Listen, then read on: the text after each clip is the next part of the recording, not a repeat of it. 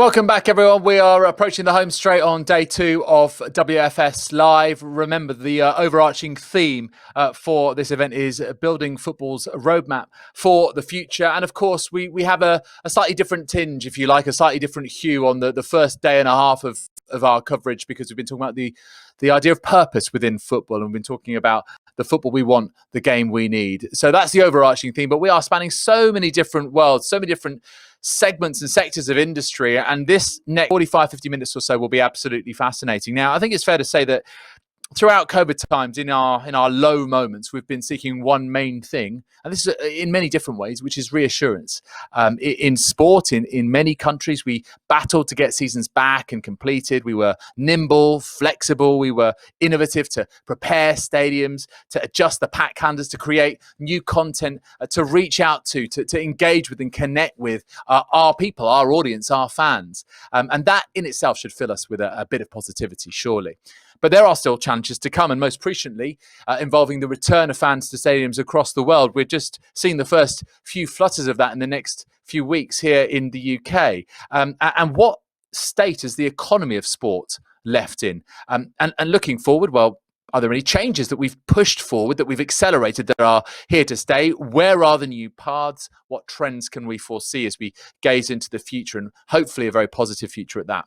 Well, who better to discuss this than a quartet who are backed by popular demand? Now, admittedly, Vicente, Reichert, Hutton and Fort may sound like a firm of solicitors, but let me assure you it isn't. They've got way more soul than that, and even a bit of rock and roll. It is our own Fab Four. Yes, they have indeed been named the Beatles of sports business. So, having come on stage originally together, first in our Talking Sports series with 11 Sports, they then played a scintillating set at the inaugural WFS Live event in July. And now they are back in the prime time slot of Tuesday, 1640 CET, to play us hits from their third album, which is called Sports Post-COVID, venturing into 2021 with confidence. Catchy title, I'm sure you'll agree. We'll mock up some artwork and put it on social media a little bit later. Now, in all seriousness, we do have some of the sharpest minds and most respected voices in the sports industry for this panel. So please do welcome our awesome foursome.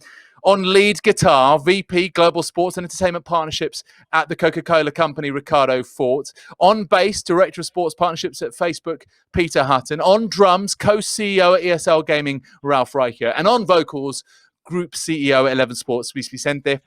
And trying, hopefully not in vain, to keep these guys all in check, our band manager or moderator, founder of Unofficial Partner, Richard Gillis. Richard, we are very much looking forward to this. Over to you. Thank you very much, David. I think if they're the Beatles, I'm probably in the Yoko Ono role. That's one for the millennial audience out there. So I'm not going to... We've got 45 minutes odd, and we've got a load to talk about. And yes, COVID is in the title, but actually I think the subject of this panel is change and our relationship to it. Quite often change feels like it's being imposed on us, and that we don't have agency to change or to contribute to the future. And what we're looking at here are for people, if they haven't got agency, then there's not much help for the rest of us. So I sense if you look at the conversations that have been taking place over the last 48 hours on the across the summit, and the conversations that I have on the Unofficial Partner podcast, there is a restlessness for something new, and the new can be intoxicating, can be exciting. New teams, new leagues, new rights holders, new ways of doing things, new sources of income, new sources of money. The language of Silicon Valley has filtered into this conversation and is now part of the day-to-day of sports business. It's the sort of disruption mantra. And move fast, break things. That was one of the early mantras of Silicon Valley. Now, the question I want to ask the panel, before we start talking about what we want to break, I want to talk about what is worth preserving. Peter Hutton, you have got a foot in the past and in the future. You are a rare beast, a Derby County fan who is working for the biggest digital company in the world, Facebook. So, what would you fight to preserve? I think I'd go to something that actually Facebook see as key, which is community. So yes, we have move fast, break things still up on the walls, but community is at the heart of what Facebook does, and community for me is at the heart of sport. It's that joy of shared experiences. It's me and my kids going and watching Derby beat Forest 5-0. It's me and my dad going and watching Boycott's 100th 100. That idea that you are somewhere special with people that you care about and you have that shared passion. So for me, if there's one thing that we need to preserve, it's that sense of community as a sports fan. Ricardo, same question. Well, for me, it's worth preserving all the content creation that has happened in the past and has increased, accelerated during this last few months, telling stories about sports when events are happening or not happening, but using sports as a source of content to engage and start conversations with fans. Okay, Luis.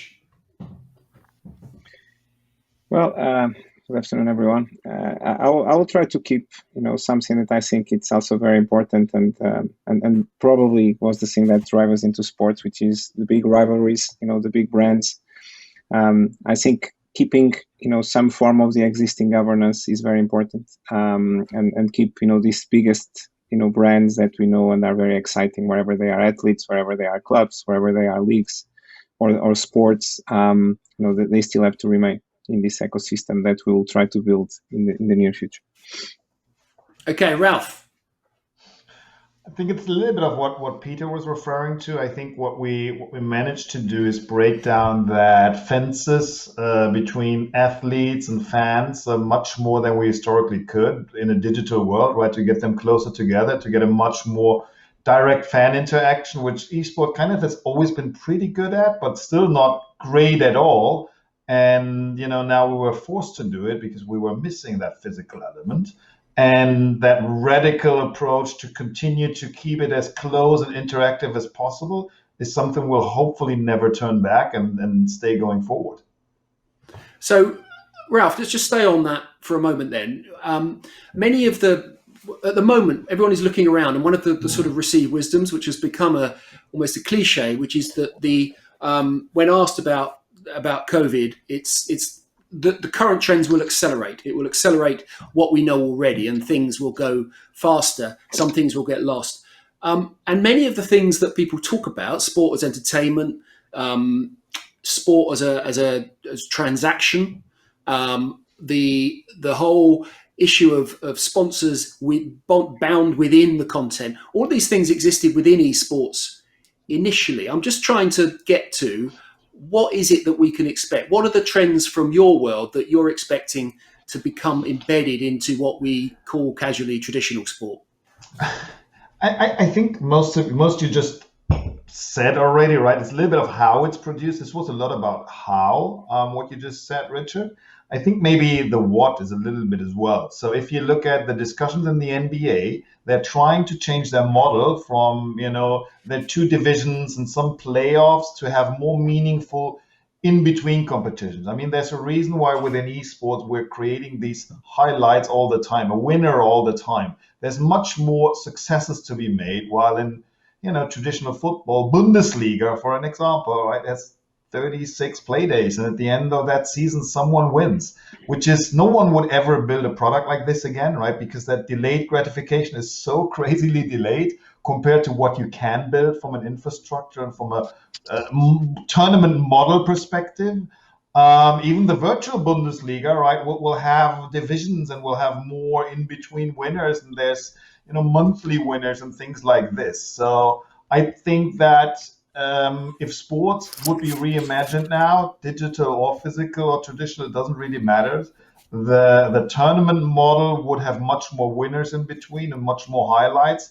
And even the Champions League, for me, is the best example. Champions League now was more a tournament than a league, really, right? Because it happened within 4 weeks and all of those teams were in one place and was played through.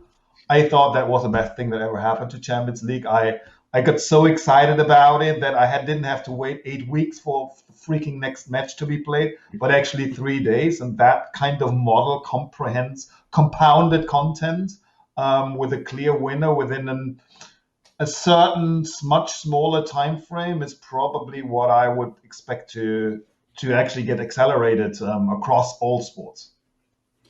I mean, one of the bits that I don't get about the esports comparison is this assumption of short attention spans. And one of the sort of things that people go to is that people can't handle, young people can't handle complexity. Your world is more complex than anything I can think of, and you're playing for hours and hours and days. So that's just nonsense, isn't it? It's you hit the hammer with a nail. It's so nonsense. So 20 years ago, people said that video games, PC gaming is dead, and every complex game is dead because games will be dumbed down and get simpler, and people will only play console, and computers, PCs are way too complex, and all these games are too complex. If you look at the biggest games, they are 4-dimensional real-time chess. You can't think of more complex games than Dota and League of Legends. Counter-Strike's fairly easy, but those. So you're 100% right. I think people dig complexity, and if you look at the esports ecosystem, that's what a lot of times says, right? You can't understand it. It's so complex. By the way, it's a little bit of a wrong assessment because if you look at motorsport, it's so complex, no one can ever understand it who hasn't grown up with it. So that's very similar to esports in that regard.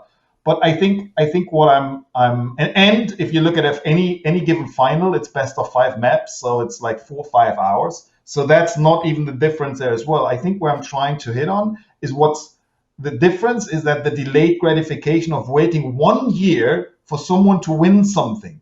So that time span is a problem. It's not the complexity in any moment. There, the use of this world is much quicker brains than we all have, actually, right? Because they have been grown up with this CPU being trained every day with video games. But why would you wait a year, or even with the World Cup 4 years, for someone to win? That concept doesn't make sense. And that attention span, I think, is where we need to focus on. And that attention span is where everyone needs to adapt to. I think that's a really good point because of that engagement of the audience, right? That people will sit and be part of a computer game for hours and hours and hours because they're engaged, because there's so much gratification there. And I think one of the things that gets thrown at us as sports fans want short form clips and highlights. They don't want live experiences. I don't think that's right. I think the live experiences need to be on platforms where they're consuming content, and it needs to be engaging content. And that's at the core of what Ralph is saying, is that you need those stories of success and engagement to be there and constant. Thank you, Kat. So now we have another element. Yeah, this is like there's so much product placement in this panel. I can't keep up. Yeah. So if I could just remember what we were talking about before that cat appeared. Luis, you've been inside FIFA and you have tried. You're looking at, or you were looking at broaching that sort of those two worlds that we've just been talking about. What did you learn about that experience? I'm just wondering this thing about not celebrating, not complexity. I wonder if it's a failure of marketing on the sports side to actually sell that rather than shortening everything and 2020fication of sport. Actually, that's a misread, and we should be getting into the detail and marketing the complexity of sport rather than the other way around. Yeah, well, I think actually the FIFA ecosystem is quite unique because it's one of the very few that has a very actually important community on the real side of the sport, on the football, on traditional football, and also a massive community and a growing fast community on the virtual side, on the esports side, on the FIFA game. And the interesting, challenge on this is, first of all, is how you explain FIFA, to the audience, right? Because actually FIFA will have a meaning for the traditional football fans that is not necessarily the same meaning it will have for the gamers and the younger audience that is consuming, the FIFA environment towards the game. So I think it was actually quite interesting to see these two worlds in parallel, actually in a phase where, let's say, the traditional sport is very robust and the virtual side of it, the football side of it, was still a growing, business, even if it is, let's say, already the result of a more than 25 years relationship between Electronic Arts and FIFA. But I think it's interesting to see how the product is actually consumed by these audiences, which actually are not actually in reality two separate audiences. They're actually a mixed audience, right? Because you also on the FIFA game environment, you actually have a mix of both. You have the real football fans and you have the eFootball fans. Now, the interesting thing is, of course, you have a digital first product, in the case of the game. You have, let's say, a linear and especially, a traditional free-to-air product on the second side, because I call it traditional free-to-air because it's not really a free-to-air because you have to pay for it. So it's basically it's free for the consumer, and it's basically has been a historical trend of FIFA over the years. Now, the interesting thing for me is, how you market the two products. And actually, it was interesting to see as well, and especially on the two big last events that FIFA did, the Men's World Cup in 2018, and especially the Women's World Cup in 2019, how the organization, together with its partners, actually managed to present the product in a much more sophisticated and much more personalizable offer. Again, I remember still, the big success that you have in 2018 with the YouTube channel, where for the first time you have a dedicated, strong digital highlights, piece almost near live, which generate quite a massive audience at the time. And especially in 2019, you had the introduction of Giphy, which, again, FIFA was definitely not the first organization to do it, but actually, Giphy was a very interesting, tool, into the creation of, more direct relationships, with the fans. And especially as well that digital became, the main engine, of promotion of the Women's World Cup. And that created, a very interesting, synergy of interest, between FIFA, the participating countries and federations and the fans, right? Because we created even content from space, as probably people will still remember. And I think so that proves as well there is a way to actually even personalize the biggest, competitions in the world, and actually, even when there is long-term agreements and very old agreements, that still give, let's say, a priority to the traditional broadcasters, there is ways of actually segmenting the product in different ways and make it, efficient and actually, very, very digestible for multiple audiences. Okay, Ricardo, I'm interested in your view on that question in terms of whether that gaming versus traditional sport. You obviously, Coca-Cola is a major investor in both worlds. Do you treat them the same? Is it just about audience?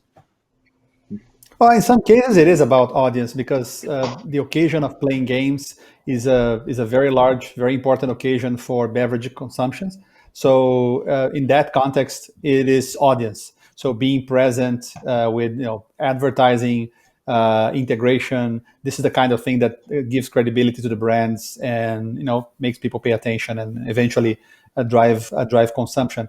But that's one of the approaches to use gaming, which is similar to sports. Everything else, the level of interaction, the level of engagement, it is very different. It has to be treated this way.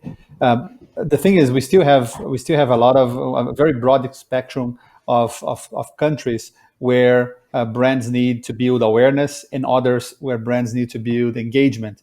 And you have to be open to use different tools within the gaming space, within the sports space, to address all of that. I guess the traditional sports and discussion on versus gaming is, for me, is not very productive and not very interesting, because in one side, the gamers they don't care if they are called sports, and the other side, the sports are living well without the games. So things coexist, and for us as marketers, there are different tools to achieve different business objectives. But I do think, as some of us are saying before, there's so much sports can learn from gaming, and we still have a long way to go now, from the gratification to be more immediate to other forms of engagement that gaming does so well. Sports has a lot to learn. Ralph said that 4-year World Cup cycles, Luis, was too long. Do you agree with him? Personally, yes, I agree with that. I think you definitely need to make it, less space in time if you really want to have a chance to basically make it as relevant as it is for our generation to the new generation that is taking over the world. So an annual World Cup? Yeah. Well, maybe. But I think the general problem... that will be good news. Sorry, Rolf, please. No, it's fine. I think the general problem, there's always this balance between relevance and how unique something is, and what's really a realistic time to wait for the next one, right? And I think right now in football you have this Nations League being built, which still feels like a very artificial concept. It doesn't feel to add too much value to that ecosystem, while more World Cups would very clearly and very obviously, and not every 6 months, right, that would probably take away again from a balance perspective that uniqueness. But every 2 years doesn't sound too crazy for me as an example. So it feels that there's artificially things trying to be forced on an ecosystem where there's already super valuable things that have legacy, and legacy is what it's about, how meaningful it is to win something, and there needs to be people trying to build new things that are relevant, and that's a good thing about Nations League. The result, not there yet, I guess. Ralph, I'd agree with that. I think that one of the things I find really frustrating with the international sports calendar and the soccer calendar in particular at the moment is the interruptions to the league season for international weekends, where you have like 2 weeks which don't feel meaningful, don't feel like there's a story at the end of it, and it's interrupting the narrative of the league season. I think putting all the international football together in the summer, as the World Cup does perfectly, is a great way of building that story, of having a narrative, having something that sponsors and broadcasters can get behind.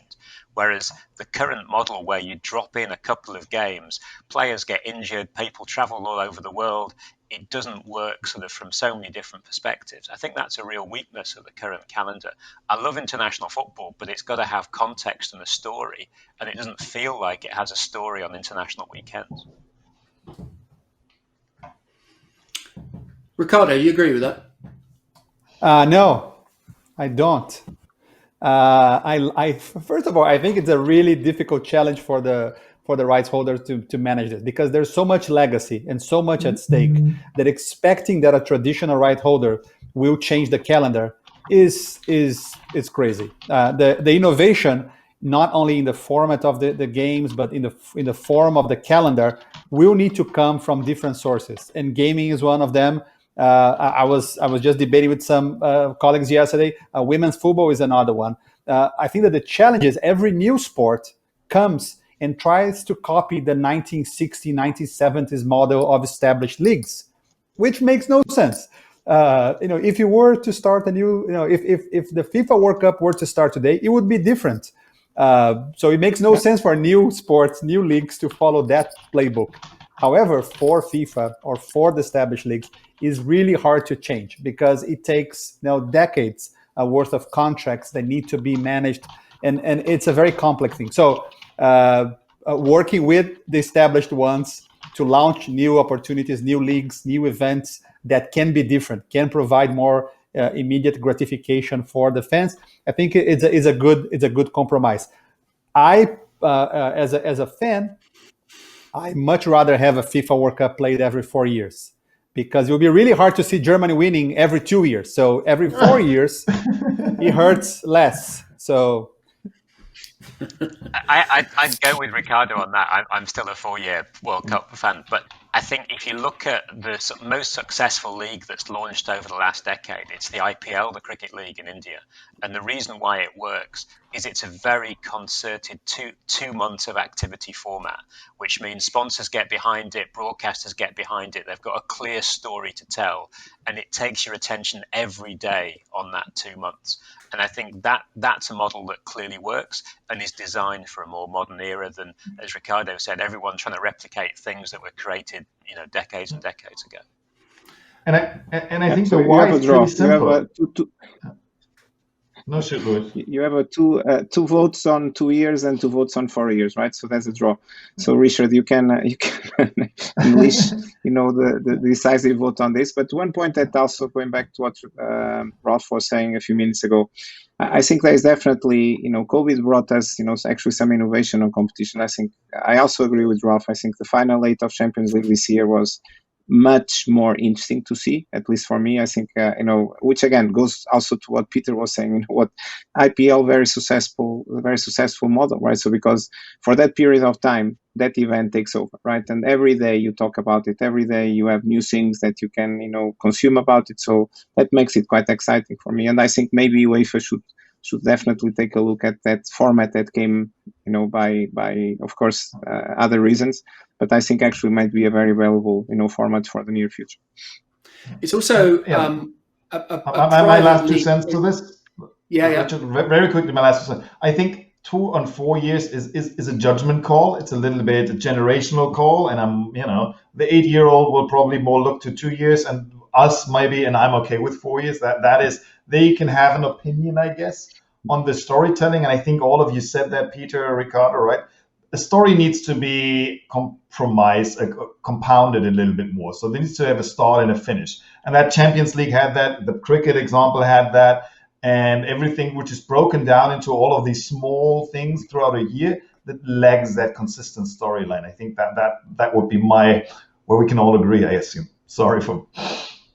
No, not at all. It's a good point. And one just a slight build on it. If we all know the difficulty of making decisions based on those big, legacy properties. Women's football, the Women's Super League in the UK is a good example. UEFA's treatment of women's football, and going forward, I'm just wondering what the lessons are that they can learn and how that can be shaped. And I guess I've got a question which is very current, which talks to ownership. I mean, Peter mentioned the IPL, and that's obviously, it's driven by private money, essentially. And we've got one of the things that we're all looking at around the sports world is the involvement of private equity going forward in sport and sports tournaments. We're looking at Serie A and CVC. We're looking at all these, what we're looking at for in terms of trends. But I guess the question, Peter, do you think that something like the Women's Super League would be better as a privately run league in a Formula One type style rather than within an existing governing body?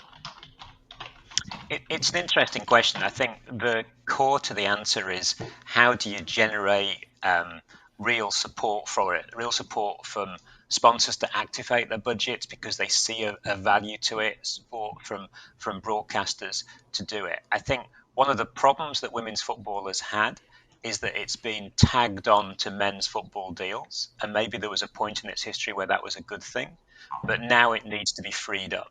And now women's football needs to be able to say, okay, if you want to buy a sponsorship of the Women's Football World Cup, you come in and just buy that. You don't necessarily buy the whole FIFA package. And that hopefully opens the doors to people who genuinely want to get behind the women's game. And there is clearly a real bedrock of support for women's football now that is growing all the time. It's now a question of, how do you build on that? How do you go to that next step? Because I think the concern is that women's football has probably been hit harder by COVID and been hit harder because of the lack of real money that's just specifically allocated to the women's game. Ricardo, obviously UEFA are starting to decouple the rights that they sell around the women's game. What does that mean for a sponsor like yourself?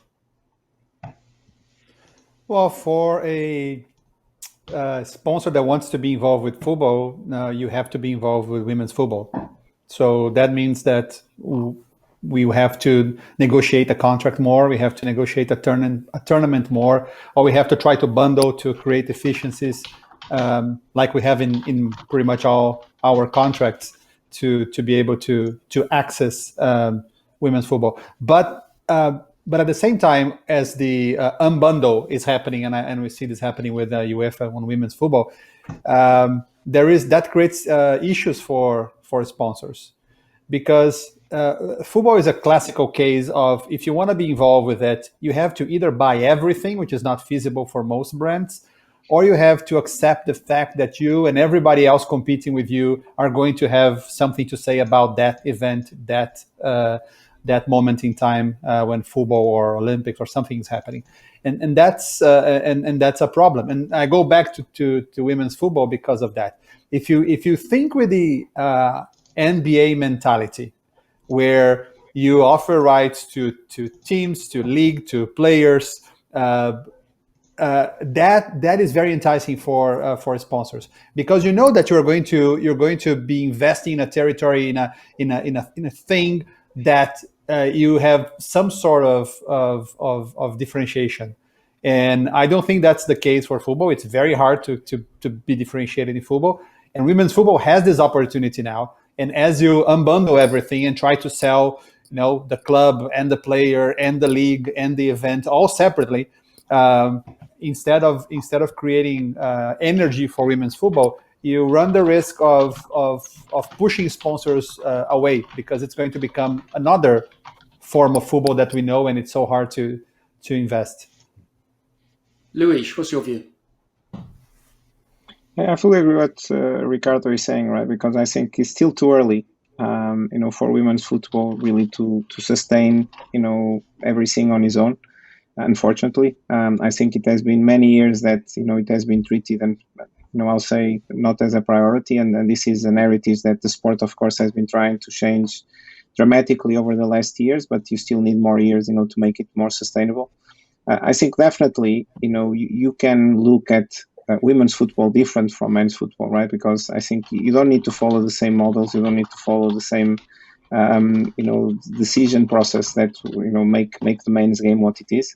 I think definitely you can make it much more genuine, part of a generation that wants to have a voice. And again, I think equality, it's a very important message that is connected with that sport. And I think definitely today you have a massive amount of young girls that are choosing football as their preferred sport, that like to watch. And also they are liking very much, I'll say probably a much more open environment that the men's version of the game.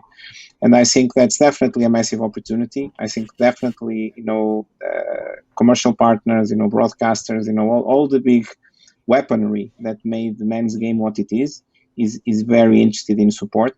And I think that's definitely, if we have the right strategy, if we have the right aggregation of efforts, I think this will be one of the biggest sports that the world has ever seen in the years to come.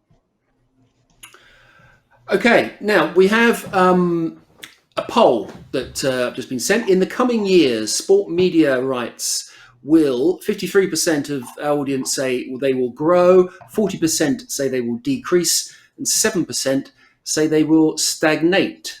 So there's a majority of our audience that's saying they're confident in the future of sports media rights. Peter, that's a world that you know very well. Would you agree with that level of confidence? With apologies, I'll give the nuanced answer, which is it depends who you are, and it depends which market you're selling in. And I think, you can certainly see the value of premium sport to change behavior means that the top rights should continue to rise in a lot of markets. I think if you look at the struggles that the pay TV world is having all over the world, but particularly I'd say in North America and Southeast Asia, then you can see rights fees for certain types of sport falling in those markets. So I think it really depends, where you are and what you're selling. I think sport will always attract the sort of new business that says, okay, I'm going to transform the market. The easiest way is by going on the thing that transforms behavior most, which is the premium content in a market.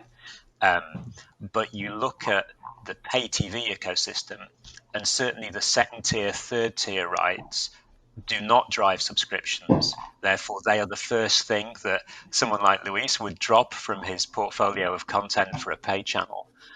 Because I think now there's a far more direct relation between what am I buying? Does that genuinely turn into new subscriptions? And if you go D2C, then it has to turn into new subscriptions. So I think different answers for different types of content and different parts of the world. Luis.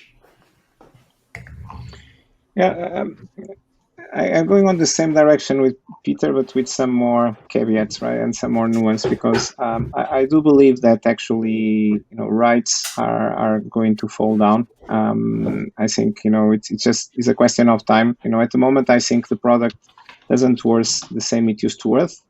But of course, you still can disguise that for many years, because again, there is specifically the nature of the big, domestic, contracts with the big, leagues.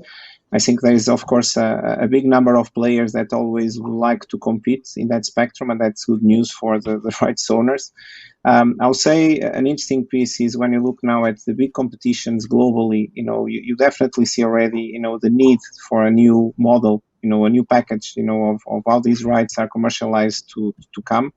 I think, and that's, you can clearly see a difference between the small markets and the big markets. I think you're going, or everybody's going to fall in the temptation of fragmenting the product so substantially on the small markets, where there is maybe not, anyone left that can take the full package anymore. I think the big markets is a different question mark.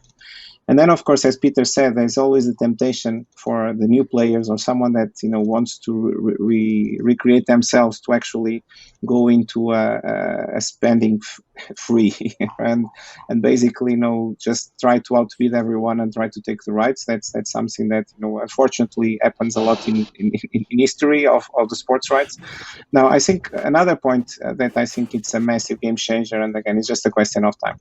I think what businesses like the business where Peter is leading today, the sports area, in Facebook and others, are telling us, there is definitely a new model that, today already, like the second tier, third tier rights need to take a look, because it's definitely better to be into an ecosystem where you don't have to care about the technical delivery, about how the production is basically done in a perfect way, and then you can actually access your consumer base and have access to data and to that almost holy grail bi-directional relationship. But definitely for the premium rights holders, that has been a difficult decision on how they can migrate into a more direct to consumer perspective, because the nature of how sports is designed and sports is governed, with a massive amount of cash needed to be basically redistributing across the full ecosystem, is not an easy decision to take. And again, I'll say that today, if you try to do a global subscription business with no other elements to support, maybe you run into trouble, because the market will not probably sustain the numbers you need. So tough decision there, but I think is evolving into some interesting directions. Okay, so I've got a clock in front of me, and we've got about 3.5 minutes left.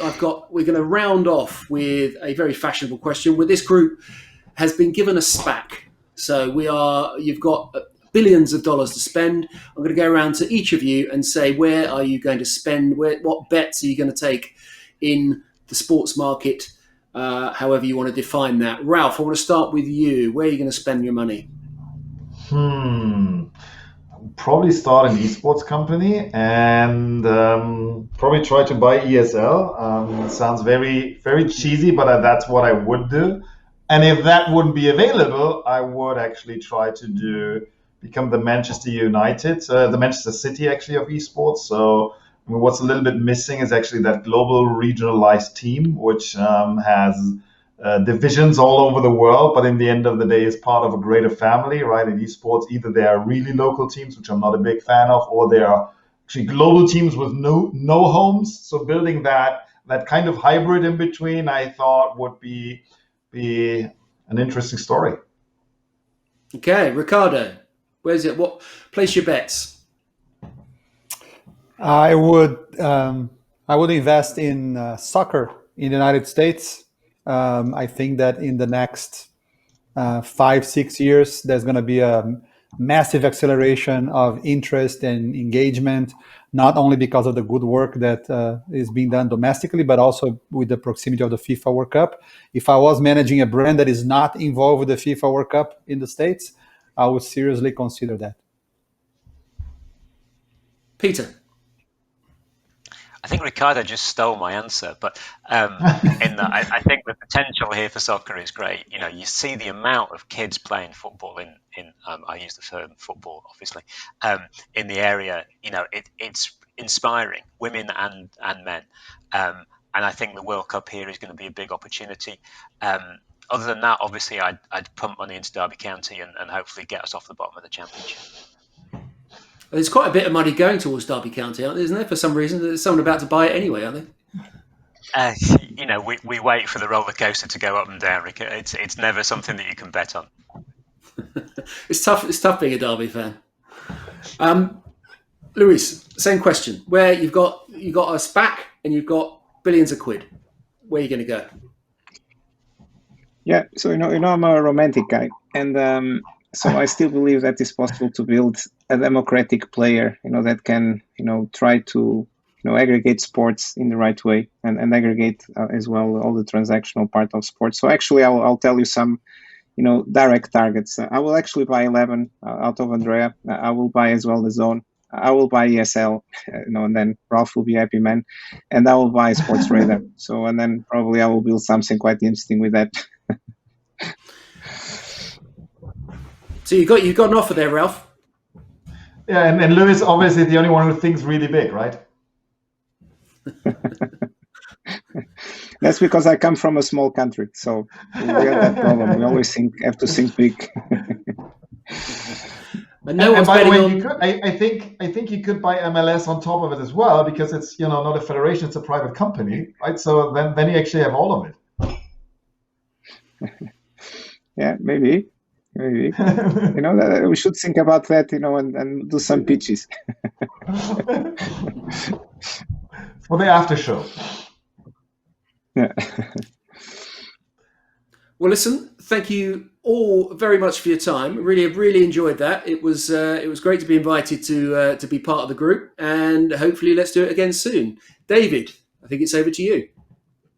Thank you very much indeed, Richard. Yeah, it was a whistle-stop tour through so many different topics there. Community, content creation for conversation, big rivalries and brands, and closest around interactivity was the starting point. That's what these guys want to keep going forward. We discussed what sports can learn from esports. We talked a lot about delayed gratification, and certainly Ralph was the one who was really pushing that case. And you got some agreement from Peter as well, talking about the IPL and the final 8 in the Champions League and why that was so compelling. A little bit of discord though between the group in terms of a 2-year World Cup or a 4-year World Cup. We talked about notions of private equity involvement in sport. Of course, we know what's going on with CVC Capital Partners leading that consortium to buy 10% in Serie A. Touch a little bit on women's football and how they can differentiate themselves, maybe in how they're organised, but the brands do want to be involved. It's good to hear that from Ricardo at Coca-Cola. Interesting though, we've already had a representative from one of your rivals on today in PepsiCo, who are also making a big play for women's football with UEFA. So it'll be interesting to see how that pans out. Rights valuations, will they go up? Will they stagnate? Will they drop? And Luis saying that they will drop. And maybe again, just an interesting discussion between Peter and Luis on the value of second and third tier rights. Of course, we know about 11 acquiring Maikuju as they relaunched recently and focusing on some of those rights in different territories, and about that bi-directional relationship being absolutely key, as Luis was saying. And then just gazing into not just the crystal ball, but maybe looking at what you could spend with £1 billion or $1 billion. Both Peter and Ricardo went for soccer or football. Ralph going with an esports tip, as we would perhaps expect, and Luis basically wanting to buy everything that could possibly exist. And with that, I'm just about to set up a crowdfunding page, and we can do a little whip round as well on the group and see if we can help Luis out acquire everything in the world. No, listen, we did cover an awful lot of ground. Richard, you did a sterling job in managing that conversation. Thank you very much indeed to you. Thank you once again to the WFS Beatles, of course. And the other thing is, we discovered the mysterious fifth Beatle, which is Peter's cat. Yes, Peter has a cat, and he is clearly the brains of the operation. And we're glad to meet him. Now everyone knows there is a mysterious fifth WFS Beatle. All right, how do you follow that? I'll tell you how we follow that. By bringing on two huge, incredible leaders in their fields and with their companies, as we talk about the bird's eye view, challenging the status quo in sports. And that's in the company of Scott O'Neill and Andrea Radritzani, a man who, of course, Luis knows well, and Pedro Pinto in the chair directing that conversation. And we will start that discussion in a few minutes' time. It's our climax on day 2 of WFS Live.